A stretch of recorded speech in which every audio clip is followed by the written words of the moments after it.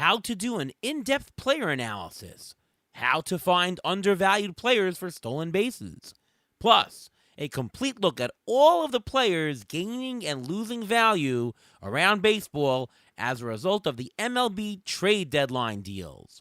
It's a jam-packed show, so sit back, relax. Beat the Shift is coming up next.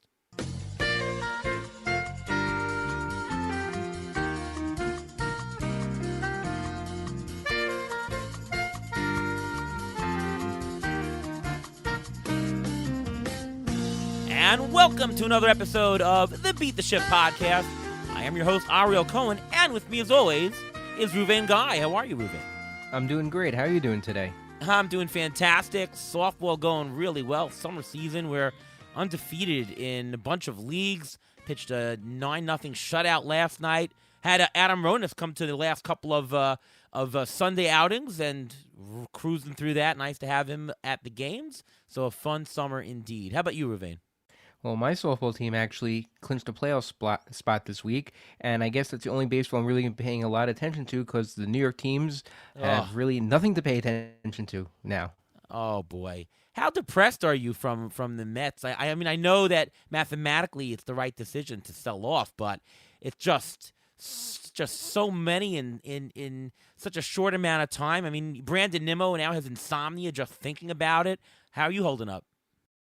I actually love the trades. I know we'll get into it later, but I actually love what they did, and I think it was one of the smarter moves they've done in a long time. All right, well, we've got a fantastic show. We're going to talk about those trades and some others. And we've got a great guest on the show. You might have seen her from the Scout Goal Report and from The Athletic. Welcome to the show, Andrea Arcadipane. How are you, Andrea? I'm good. Thanks for having me on. Our pleasure. So, we were talking before the show, and I know that you were working with the New York Yankees last year. Before we start, can you tell us a little bit about your experience there? Sure. So I was their baseball operations associate for the 2022 season. So my contract was January to January, and I helped in a lot of different areas. I did some advanced scouting with the major league team. So we looked at, an upcoming series and identified strengths and weaknesses. I did some player evaluation, some pro scouting, some prospect evaluation. So really got my hands in a lot of different areas. And it was a really great year. I had a great experience and learned from a lot of really smart people over there. So that's a little bit about what we're going to talk about in the show. And you're the perfect person to talk about it. Is, how to do an in-depth player analysis. I mean, when I look at somebody, I'm first looking at the projections, the projections guy, and, generally for well-established players, the experienced, the true talent level that you see year after year is the best indicator. Of course, projections, though, have holes in them. There could be a change in skills improvement, right? A change in swing. For pitchers, maybe they're changing with their pitch mix. They're gaining velocity, right? Anything different than what has been done in historical needs to be reviewed, right? And that's how you would do the in-depth player analysis to know whether, any change that you see is real, is it better, and so on and so forth. So we wanted to get your take, and obviously without giving away any of the Yankee secrets, just in general, what is your approach to how to do an in-depth player analysis? Sure. So for a hitter, I mean, obviously every player is different, so you can't really use the same formula for everyone. But for hitters, I usually just start by identifying the strengths and weaknesses, trying to figure out how the player is going to contribute. So is he a power hitter, a contact hitter? So I usually start by looking at the surface numbers to just get a feel, and then digging into components. So starting with what is his power, what is his ability to recognize pitches and take a walk, and what is his ability to put the ball in play, and then cultivating all that information and trying to come up with an expectation for him based on that and his swing and his other abilities on the field. For pitchers, it's similar, but it's trying to figure out what type of pitcher they are. Do they get strikeouts or ground balls, weak contact? Then looking at their control and then their command. And it's different for starters and relievers. For starters, you want to look at if they have a clear plan of attack versus both hands. What is their stuff like? How's it shaped? What's the velocity? How does it move? what are the results versus each hand, and then are there any improvements that could be made, and then what about their mental state on the mound. And how does your analysis change from, let's say, from preseason to midseason? Or do you look at players any differently? Are there any numbers or any statistics you look at to help you gain more information? I think it depends. If like a player is playing differently than like a preseason expectation, I think I'll start by doing like a overall review and then trying to see if they made any changes. So if we're talking about a hitter, like did he change his swing? And you could review that from looking at video, or is there something that's like drastically different about his approach? Like, is he chasing more? Is he being more aggressive first pitch? Is he taking more pitches? And then trying to piece that all together to come up with either why he's overperforming or expectation or underperforming it.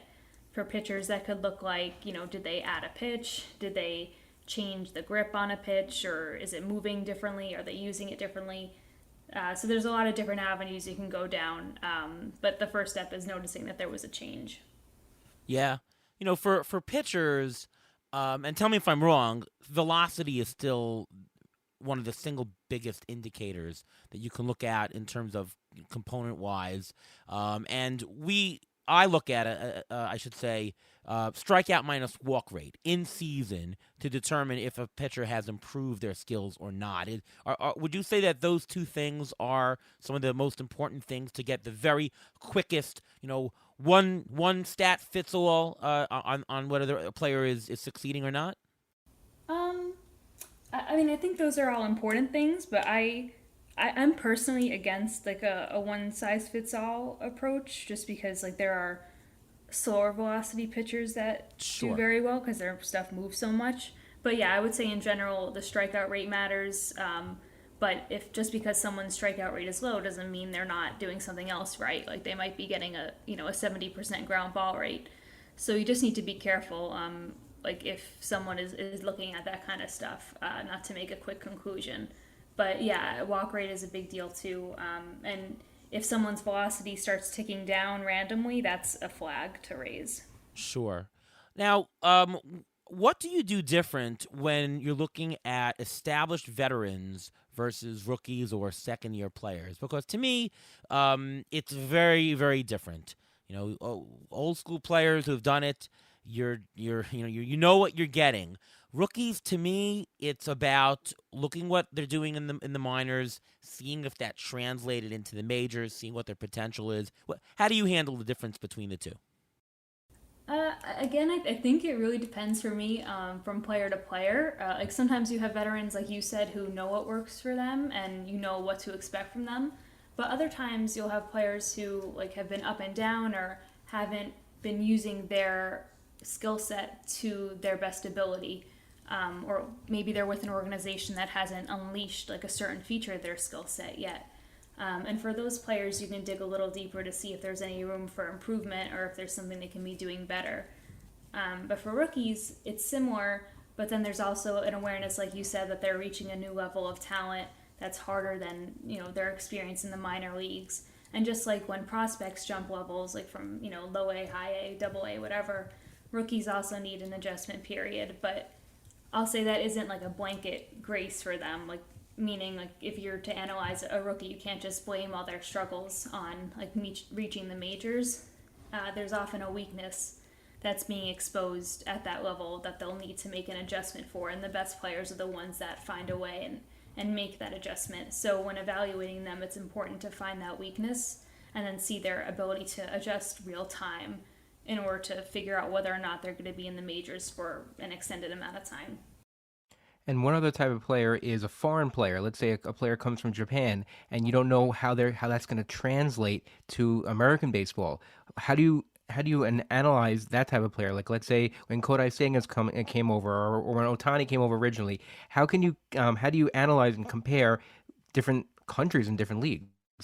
Yeah, that's really tough because you never know, and that's also a big like mental change for them because they're coming somewhere where they likely haven't lived before. It's a new culture, it's a lot to take in, and then also like some of those leagues just do things differently. I think MPB uses different balls, different mound heights, so there's a lot of things to consider. But I think if someone is like really dominating over there or has like a really filthy pitch or something like that, that's usually a good indication of something that at least they can bring over. But I'm not too familiar with the international market.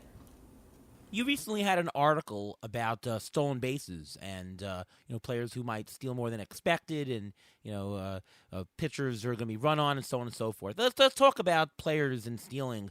Especially when we're playing fantasy baseball, and if you're in a rotisserie league where stolen bases are a category, with a lot of listeners that listen to the show are there.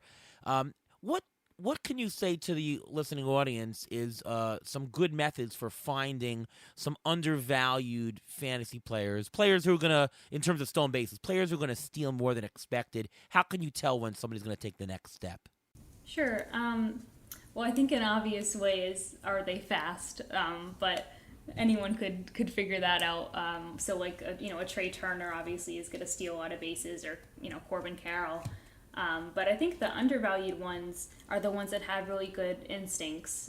Like they get good reads on pitchers and they have good awareness. So I think in the article I talked about Freddie Freeman and Kyle Tucker. They both have below average speed, but they get good reads and they have like high stolen base efficiency rates because of that.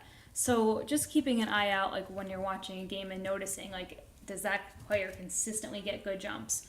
Or if you're looking through stats, you could filter by, stolen base efficiency. And if someone sticks out that's slow, don't just go to the leaderboards for sprint speeds. Keep an eye open for those other guys that might be sneaking under the radar. And then on the other side of that, some guys are fast, but they aren't really paying attention on the bases. Like the other night, I think it was last night or 2 nights ago, I was watching the Yankee game, and the Rays had Harold Ramirez on base, and he was picked off because he just wasn't paying attention. So trends like that is also just something to keep an eye on. So when I look at some stolen base guys and seeing how they're going to do or how they're doing, I would say that it's the skill times opportunity. It's, what percentage of the time you're successful at stealing times what percentage of the time you're going to steal. And a lot of times that might be the player. Obviously, a fast player is going to steal more, but it also could be manager decision. We were talking on the show last week about John Birdie. John Birdie, who stole, was at the top of the league last year. He's not really stealing that much, if I'm not mistaken. I think Freddie Freeman has more steals than Birdie this year. And it's not like Birdie is not getting on. He has almost a 300 batting average, but yet he's not really stealing. And it might have to do with the philosophy of the organization that they're not giving him the green light. They don't want people running into outs, just as a general philosophy. Do you see that that's the case? Is this team-by-team organization dependent, that it's not just the ability of the players, it's also the philosophy of the club? Yeah, I would 100% say that.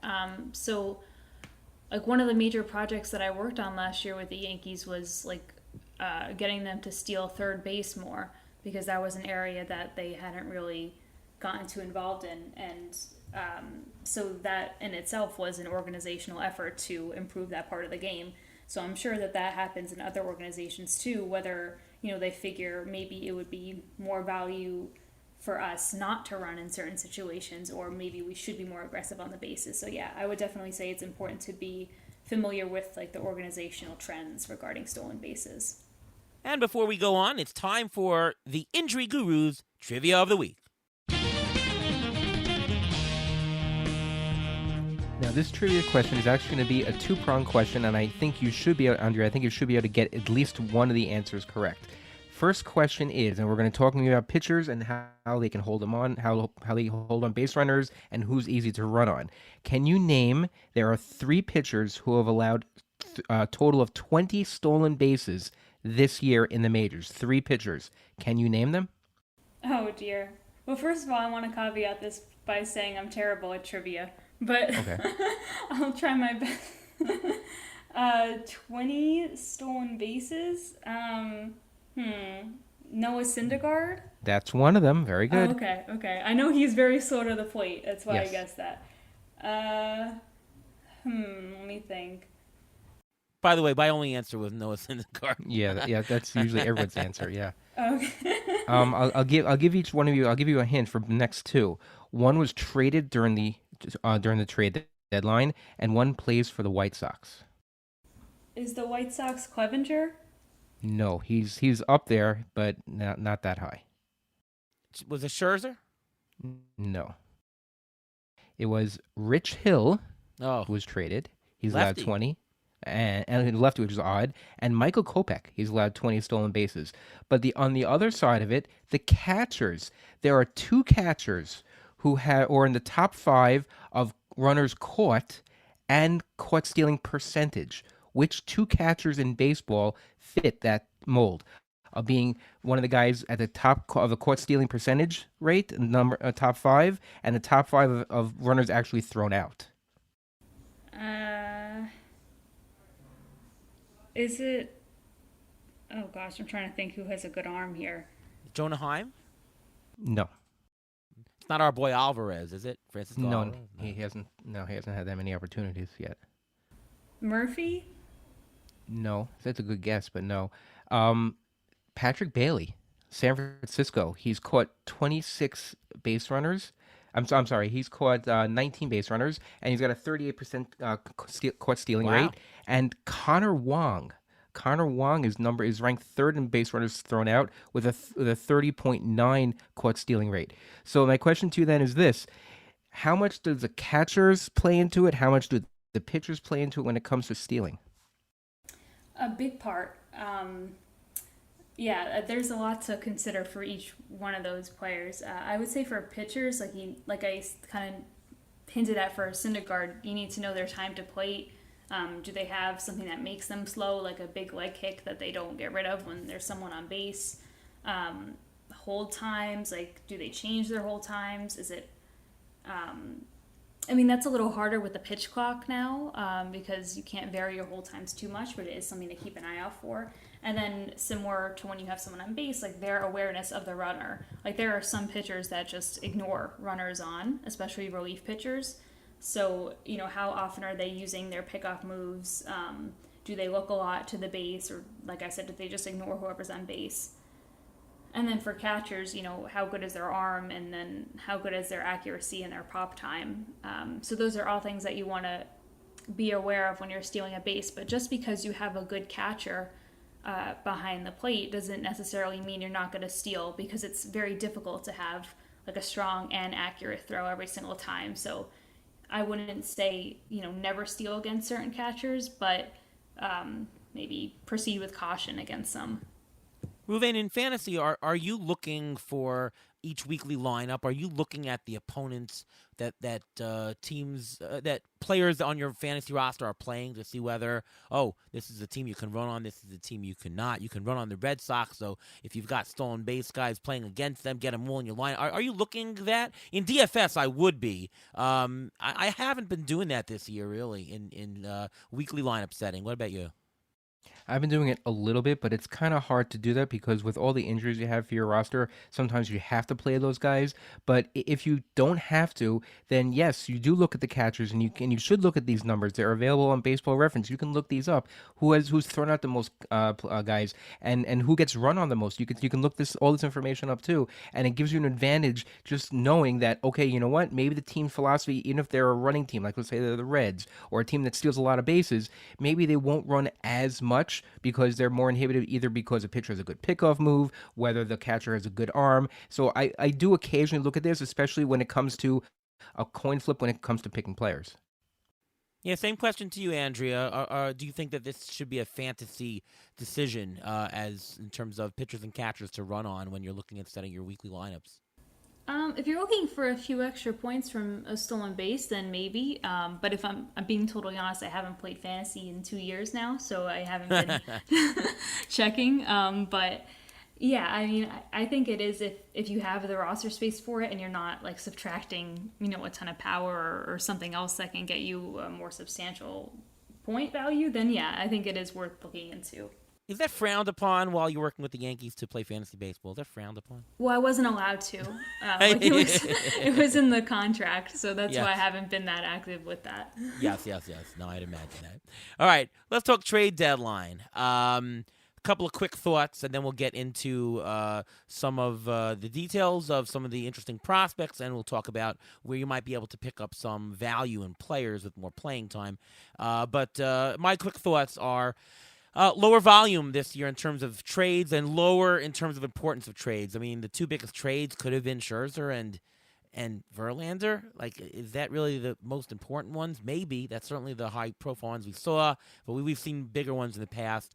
The Mets were just extreme sellers. I knew they would sell, but it just felt like a stab. I mean, to me, the Scherzer conference call, his press conference, that was really upsetting, where he basically said, well, the organization said, we're not going to compete this year and next year, so what do you want to do, Max? That was very upsetting to hear. The Mets were the team to go to in terms of if you want to get the player without paying money. The Mets were paying off everybody's contracts, and it seemed that every team was trying to take advantage of that.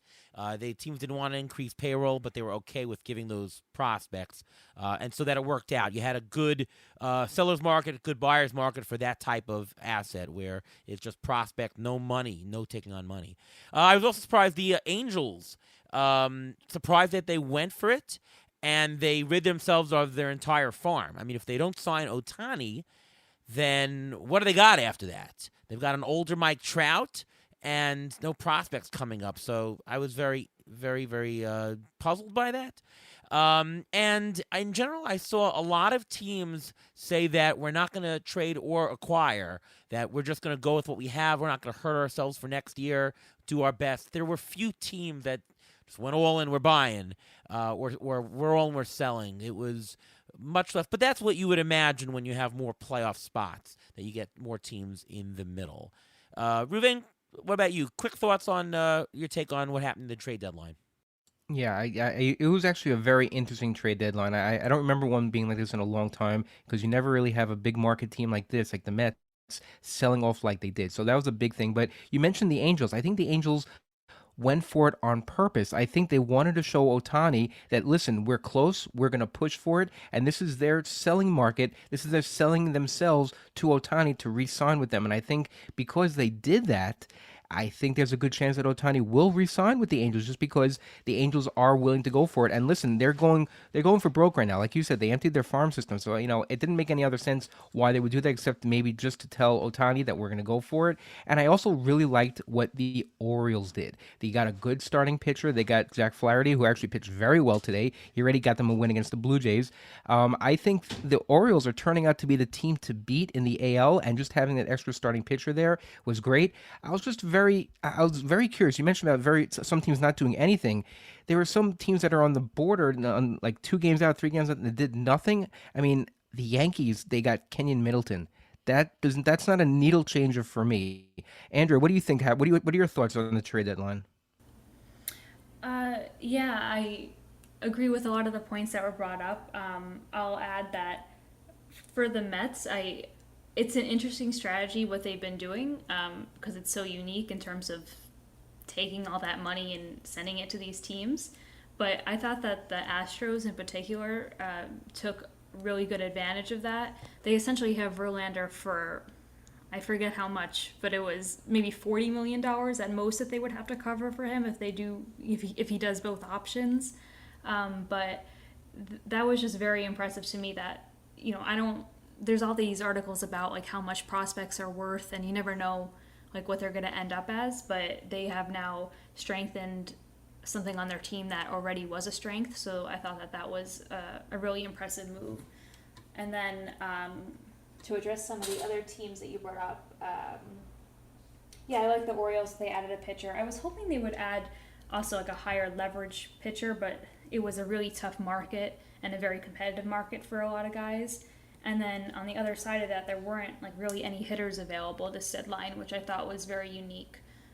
It was very sparse in terms of like who was moving around, and I don't even know who I would consider the best hitter that was traded. I think that also put the Yankees in a tough spot. They did get Middleton. I did think that was a weird move because he's a rental reliever. They're kind of like on the brink of a playoff spot, but they haven't been playing like a team that is contending. So I thought that was a very strange move. They were in on Carlson from what I think John Heyman was saying.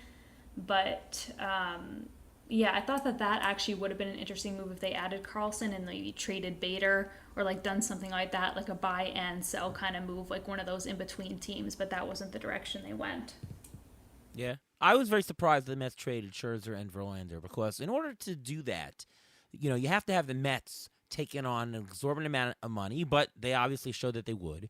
There would have to be good enough prospects for them to do it, and there were. I mean, they were able to relinquish them, and the Mets had to decide that we're going to pay for prospects. I mean, I'm going to say that the Mets paid, I don't know, $60 million for 3 prospects, pretty much. You're instead of investing in Verlander, you're investing in the prospects for over 6 years or whatever it is.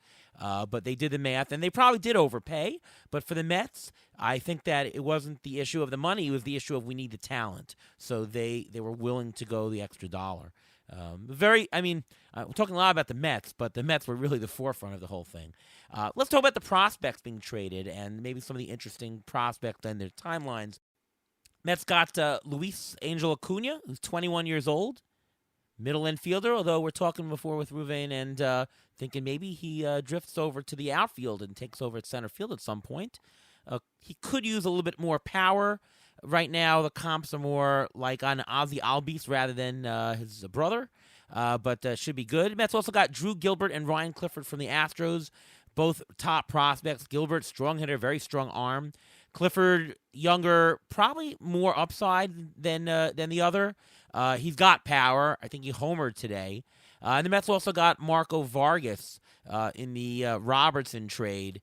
He's a kid with a good eye, good strikeout rate, good walk rate, so somebody who might be able to make contact. 4 guys who might even be able to go. Any takes on the Mets prospects, Andrea, that they acquired? Who do you like from there, and do you like those trades? I did like the trades. I am not that familiar with the Mets prospects that they got, but I am looking forward to checking out a Cyclones game to watch a couple of these guys in the coming weeks. But I do have a couple of opinions on some of the other guys that were traded.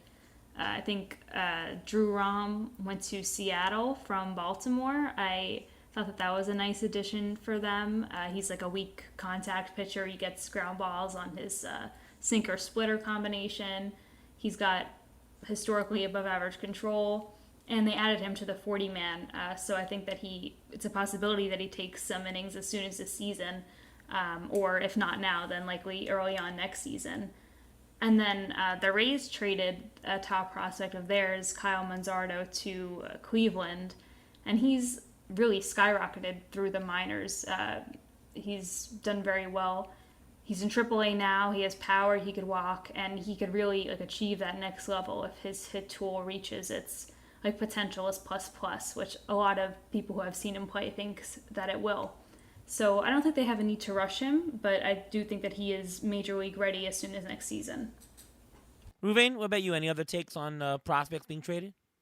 Yeah, well, another thing on Manzardo, he was the Rays minor league player of the year last year, so he was a very high prospect that they had to give away. He's a lefty first baseman. He's hit 22 home runs with an OPS of 1.043 already this year in high A and double. So he slots in perfectly in maybe the end of this year, beginning of next year, possibly to replace Josh Bell, who they traded away. So that was actually a pretty good get for them. The Pirates, they actually picked up a pitcher, Jackson Wolf, in the Padres, who when the Pirates traded away Rich Hill. Wolf, he allowed 3 runs in 5 innings in his MLB debut this year, but he struck out 105 batters in 88 and a third innings at Double-A this year. So that's a guy to look for. The Marlins got Jake Berger from the White Sox for Jake Eder. Eder was Miami's number 4 prospect prior to the trade. He's coming back from Tommy John surgery, and his K per 9 since coming back is 11. So that's another guy who's very interesting. Nelson Velasquez, who was picked up from the, I believe this was the Cubs sent him to the Royals. Nelson Velasquez, we actually saw him in the Arizona Fall League 2 years ago. He has a lot of tools. He's just very raw. He didn't play that many games last year in the major league level, but this year he's got 15 doubles, 16 homers at AAA, so he's someone to also watch for. All right, good stuff.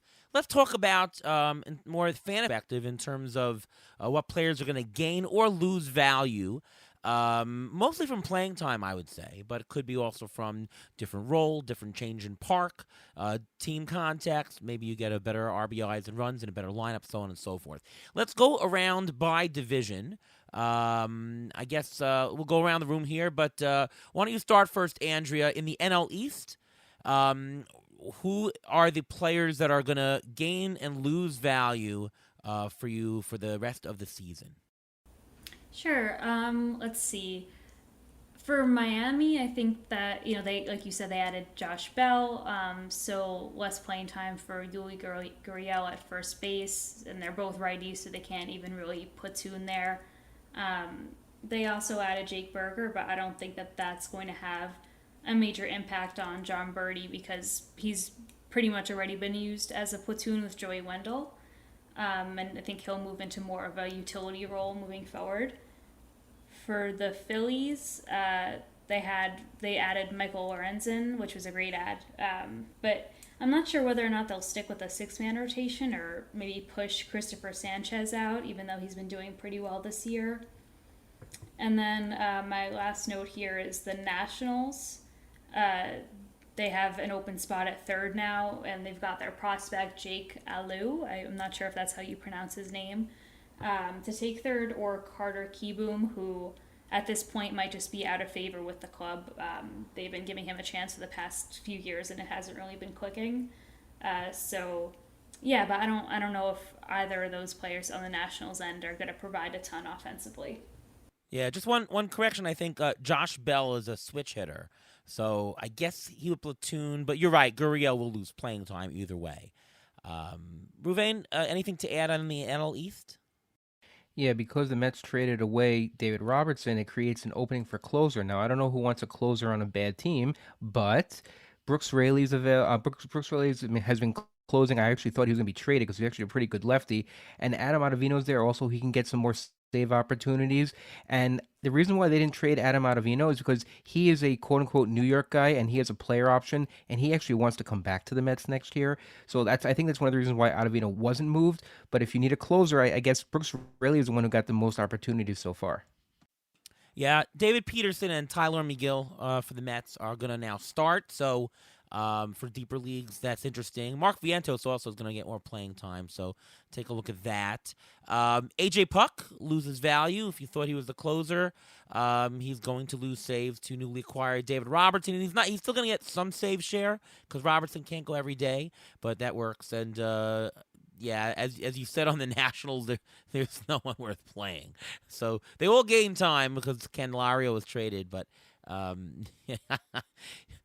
Look elsewhere. Please, yes. Yep.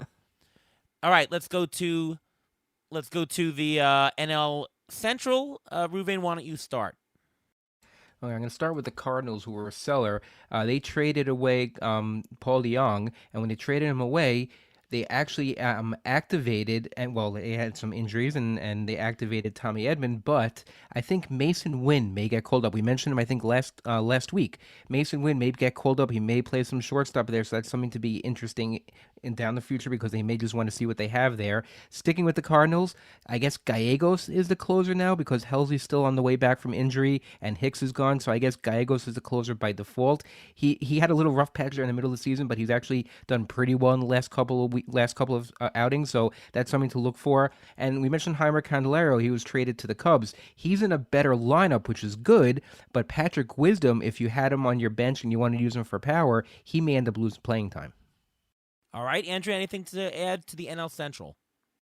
I will also add that the Brewers got Carlos Santana, and he's going to take over first base for Tellez, but he's on the IL, so that's not really that surprising.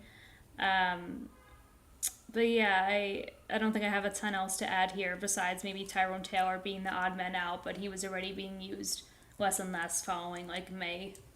All right, so I'll start with the NL West. First of all, the Diamondbacks got Paul Sewald, so the rest of their closer committee is probably now just going to be the committee for 5th and 7th innings. So McGuff and Ginkel, those guys really have little value now.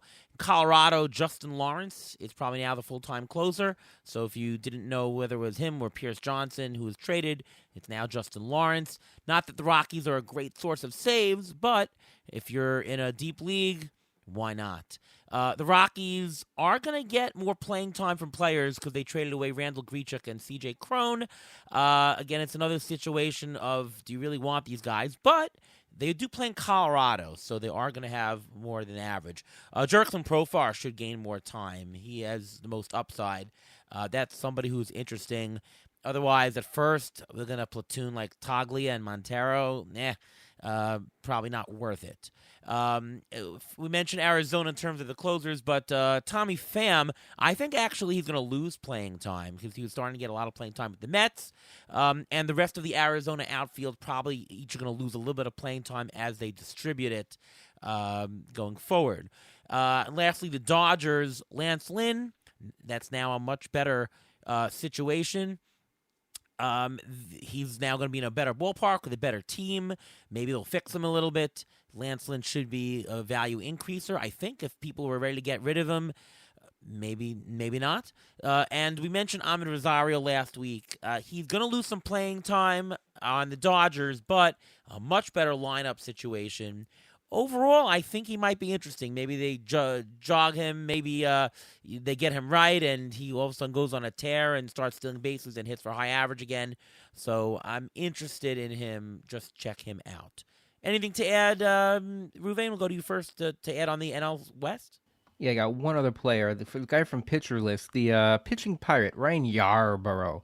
Ryan Yarbrough was traded to the Dodgers. He's a bulk guy, and the Dodgers, their starting staff can't seem to stay healthy, so he's actually going to get more. He's going to get more value there because he's playing for a better team and a better chance of wins. If they use him as a bulk pitcher, have an opener, have him as a bulk pitcher, then he will gain a lot of playing time. What did Nick Pollock call him? The Fratty Pirate? Is that his nickname? Yes, that's why. Yeah, so Ryan Yarbrough. Ryan Yarbrough. All right, Andrea, anything to add on the NL West? I'll bump up your point about Lance Lynn. He actually pitched the other night, and they've changed his pitch mix already quite dramatically against lefties. Like, they had him throwing his four seam like more than 80% of the time versus left-handed hitters. And they dramatically reduced his cutter usage as well. And he's historically been a lot worse versus left-handed hitters in his career. I think the split was a 4.62 FIP versus left and 2.98 FIP versus right. So if they could improve his results against lefties, I think that would make him a lot more effective overall. And then I'll also add for the Dodgers, there's going to be a reduced role for Kike Hernandez, who was getting a lot of starts in Boston, but I do think that he's more likely now to take on a bench role in LA. Yep, and the Dodgers like him doing that role. You mentioned pitch mix, and we probably should have talked about it more during our strategy section earlier, but, projections currently, or at least most projections, don't really take into account pitch mix changes when looking at pitchers in the future. But I think that that's one of the big components you're going to see incorporated in every projection, where they don't just componentize righty versus lefty. Like, it's just going to be full pitch mix. Oh, what was his value before on each type of pitch and what percentage? And if projections are going to say, okay, take the historical values, calculate how pitchers did historical to get a true talent level, and then multiply it by the new percentage of usage in the future. And you're going to get a much more quickly responding projection to changes. So some pitcher who changed things in the last month of the year or quickly in the first half of a season, you're going to be able to see the true talent change much quicker in the future projections. Is that your sense also, Andrea, as to the future of how projections are going to go for pitching? Yeah, that sounds like really complicated. So good luck incorporating that, but but that would be amazing if that is capable, if you have the capability to do that. Yeah. All right. Well, I mean, when you're doing a projection, you want to put the things that are very important. And, the biggest thing a couple years ago was pitcher velocity. Don't just look at historical, look at velocity. Once you notice a fact or a component that's significant that you can, put into it as, oh, this is a part of a change, how good a player is, you got to scale to that. you incorporate it. And pitch mix really is a big thing. It's also very easy to componentize. All right, right back to you, Andrea, on the AL East. What are some of the value changers there? Okay. I'll start, I guess, with the Orioles. They added Jack Flaherty. I have not yet figured out who is going to get reduced role because of that. Maybe Tyler Wells. I also had Cole Irvin, but he was already in the bullpen. But now there's even less room in the rotation for him to get like a spot start or anything like that. On the Blue Jays, they got Paul DeYoung. I'm not sure if Bichette is going to make it back this season, but if he does, he's going to go from a starting role to a backup.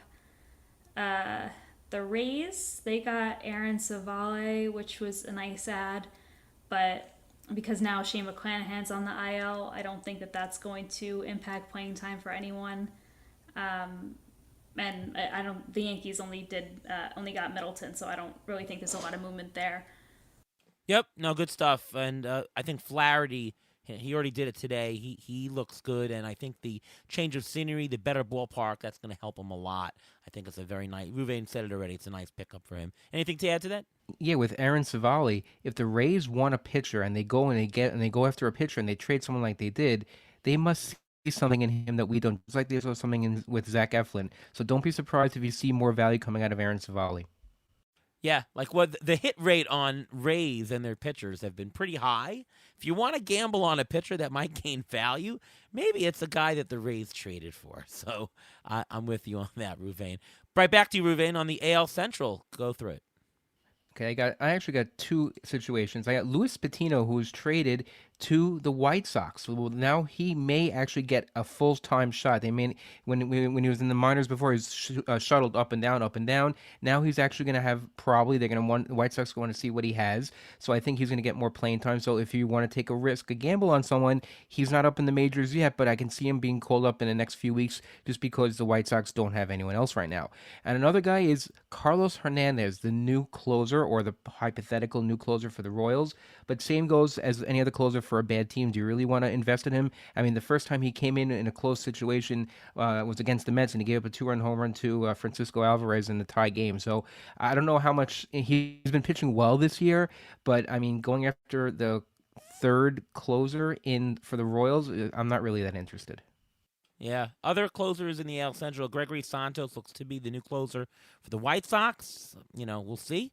Certainly, if you're in a deep league, take a chance. And for those of you who have Johan Duran, he is the closer. So, he had a little bit of playing time in terms of save share fight previously, but now he's going to be the sole guy, and he's pretty good. So his value goes up, although in fantasy everybody owns him already. So you're probably not going to pick him up, but yes, more value. If you haven't had your trade deadline value, he is definitely a guy that you want going forward, and the Twins have good pitching, so they're going to get a lot of saves opportunities going forward. Anything else to add to the AL Central, Andrea? No, I didn't have a ton here. I feel like there wasn't a lot of movement in the AL Central, but maybe for next year, Corey Lee's going to get more of a role with the White Sox.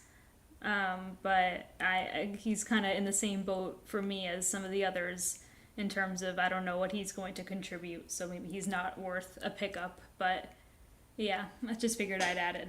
All right, what do you have for the AL West, Andrea? Let's see. For the Rangers, they added quite a lot. They got 2 more starters, so I think we'll see reduced starts from maybe Dunning and Perez.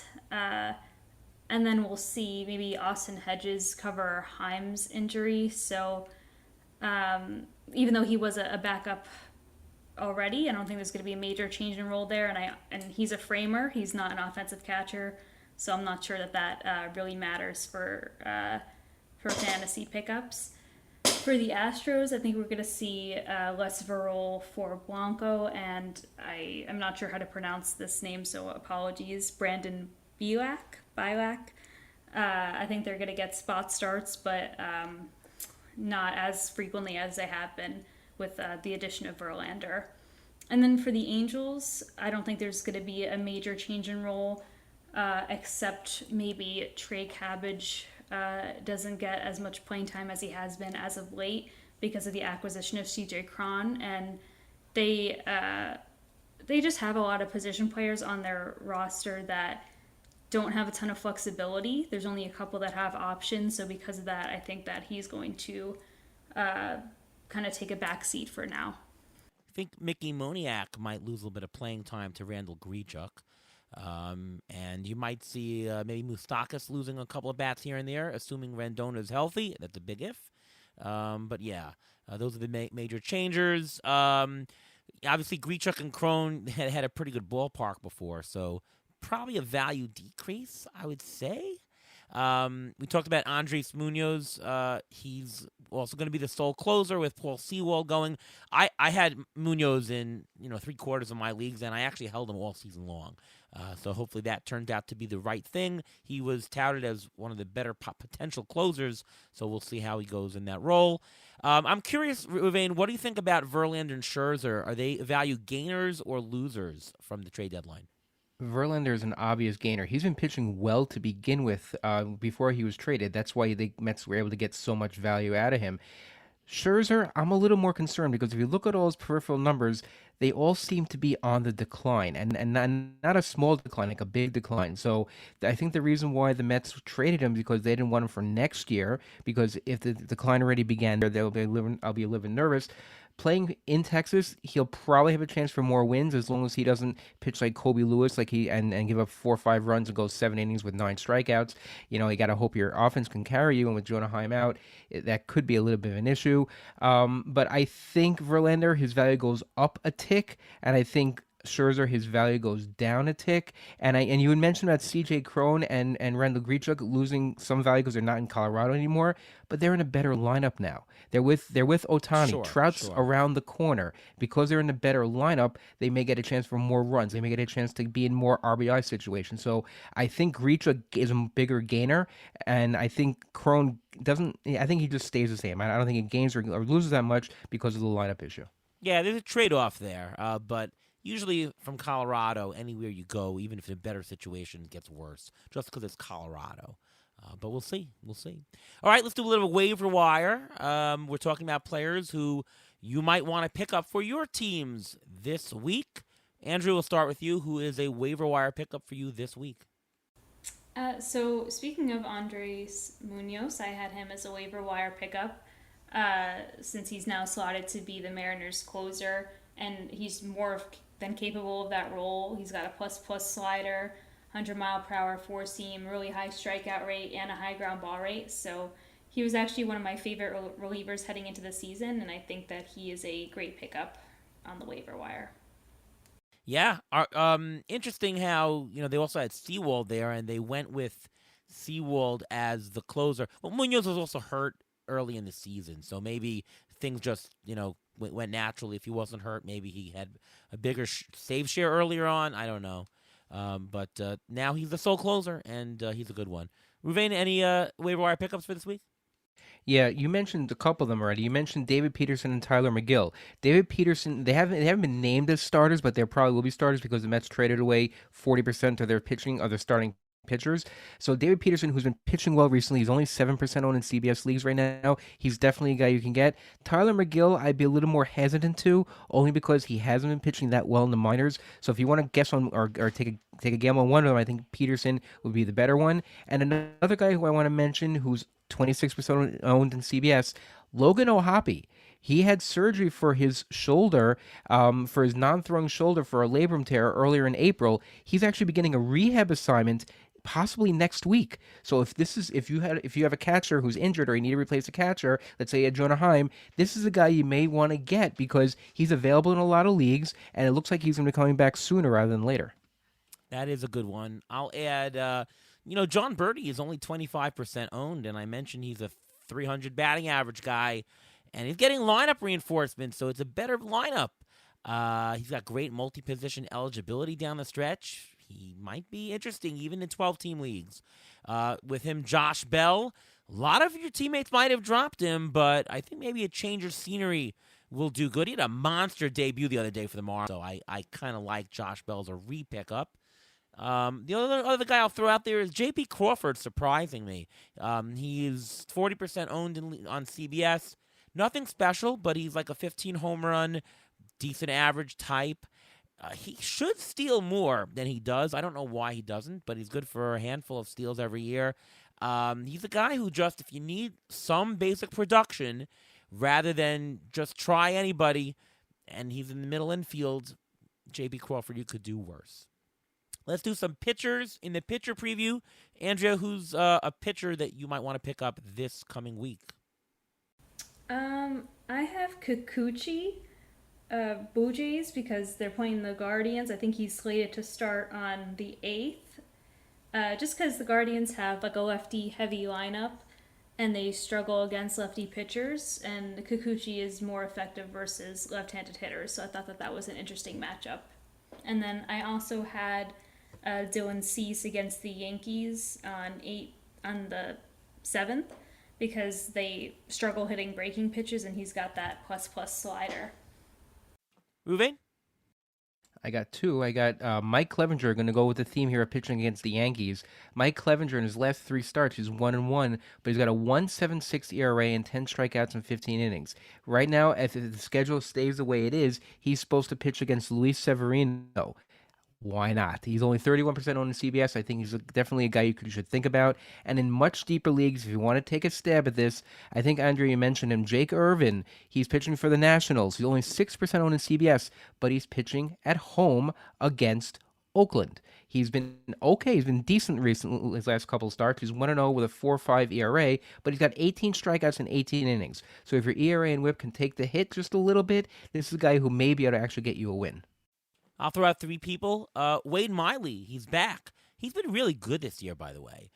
He pitched 4 solid innings in his return from the IL. This week he is at home versus Colorado. That's a great start.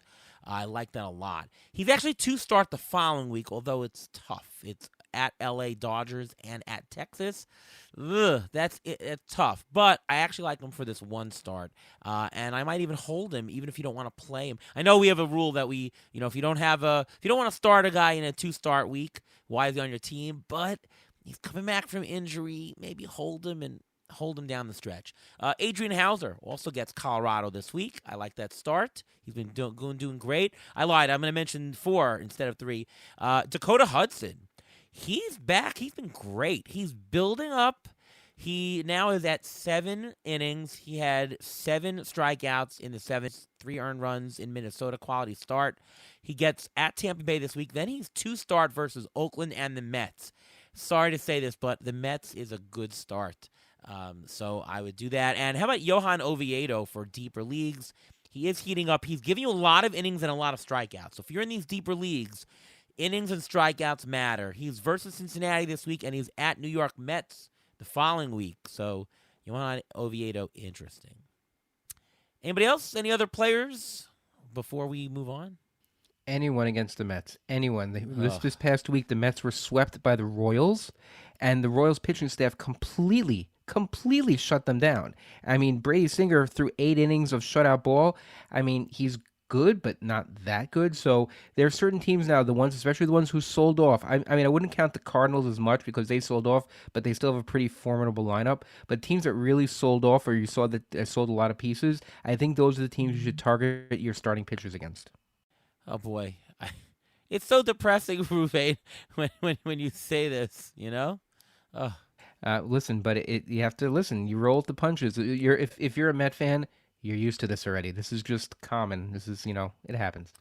According to Fangraphs, it's not terribly bleak. The Mets are projected to end at 78 and 84. So it's not ridiculous, but yeah, it's very different than what we expected. All right, end off with the injury report. Ruvain, what do we got? Well, we'll start with Bo Bichette. He was placed on the IL with right patellar tendonitis. He hurt his knee when he tried to come to a complete stop rounding first base. His MRI showed the tendonitis. Blue Jays manager John Schneider declined to put a timetable on his return. He says, quote, "We got to see how he does." So Paul DeJong, if he's available in your leagues right now, he's an instant pickup. Mike Trout, he has begun doing dry swings and doing running drills. There's no timeline for his return, but this is the first step to see for his comeback. Anthony Rizzo, we mentioned him a lot last week.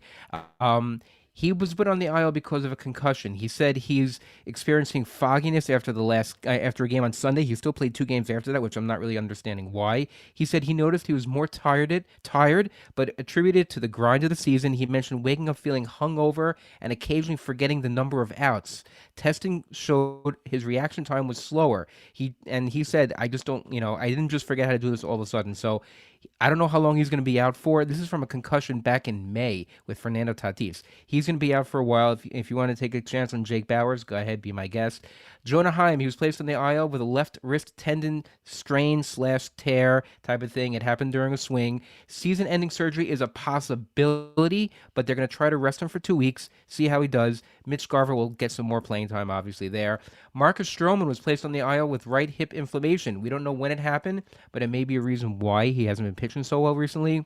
Hayden Wesneski, I think I pronounced it right, for the Cubs may fill in in their rotation. Griffin Canning was also placed on the IL with right calf tightness. They don't believe it's overly concerning, but they do want to rest him.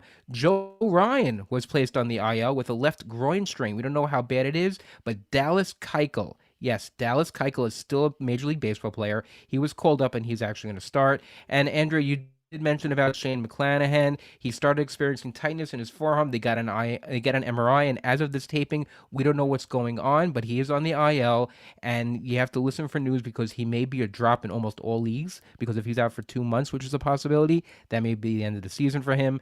Jordan Romano placed on the IL with back inflammation. He heard it actually during the All-Star game. He played catch this week on flat ground. He's hopefully going to advance to some mound work over the weekend and maybe return by August 13th. Until then, Jordan Hicks could be the closer. Yimi Garcia can close, while Eric Swanson actually got the first save. I mentioned Logan O'Hoppe already, so he's hopefully will be on track within 20 days because he's going to need a full 20 days on his rehab assignment. And I usually end on a positive, but I'm going to end on sort of a negative. Liam Hendricks, he had Tommy John surgery. He's done for the year. He's going to be out for a while, and I just wish him the best of luck. Yeah, a lot of injuries there. I got to tell you, half those names you mentioned are on my fantasy teams, Ruvain. So, well, that's all I had to do. I just had to look at our fantasy team, see who's hurt, and there you go. Because it seems like our teams were okay from injuries for the first 2, 3 months, 4 months, and all of a sudden they just seem to all pile on at the same time. Unfortunately, one big reason for success in fantasy is not getting injured. Unfortunately, that's what it is. It's just so many injuries, and the team that doesn't get injured and compiles playing time often does better. So you got to somehow get there, and you have to build your team to mine and to withstand injuries down the stretch. All right, well, this is a fantastic show. Great perspective from Andrea Arcadipane. We talked about all the trade deadline stuff and so much fantasy perspective. Really great job. Thank you so much for coming on the show. And why don't you just tell everybody where we can find you, read your stuff, and where you can watch those fantastic videos that you do. Thanks. And thanks so much for having me again. I really had a great time.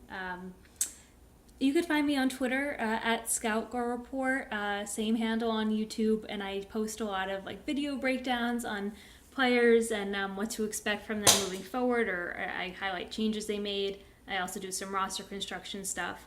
And then I've also recently started a monthly column at The Athletic where I'm looking at fantasy baseball from a scouting angle. So you could check out some of my stuff on there as well.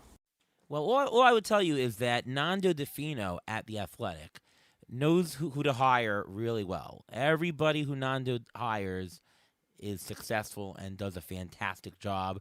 So that was a great signing by Nando DeFino, who just got inducted to the Fantasy Sports Writers Hall of Fame this year, and so picked up a good one, Andrea. So congrats and good success there.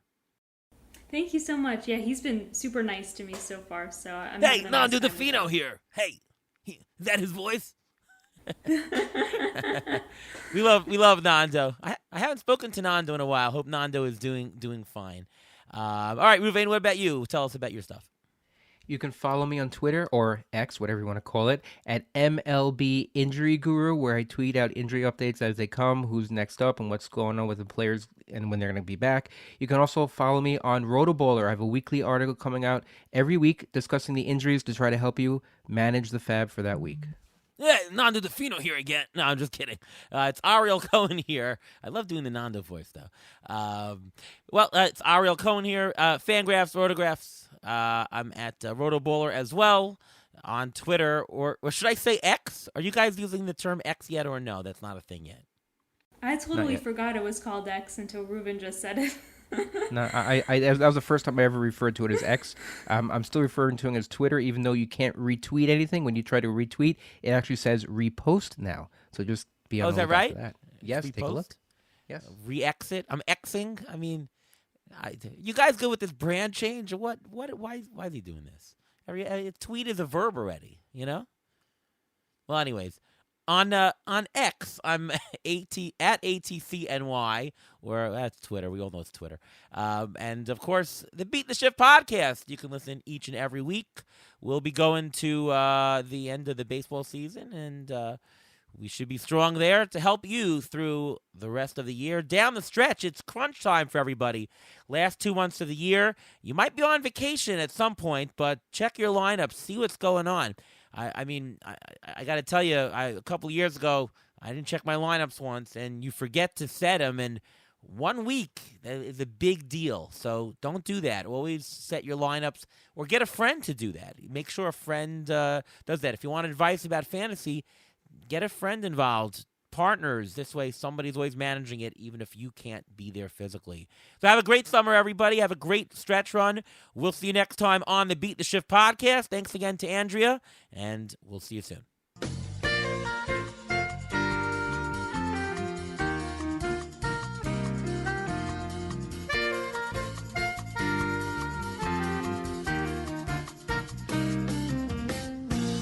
Thanks for listening to the Beat the Shift podcast presented by Fangraphs. Follow us on Twitter at beat_shift_pod.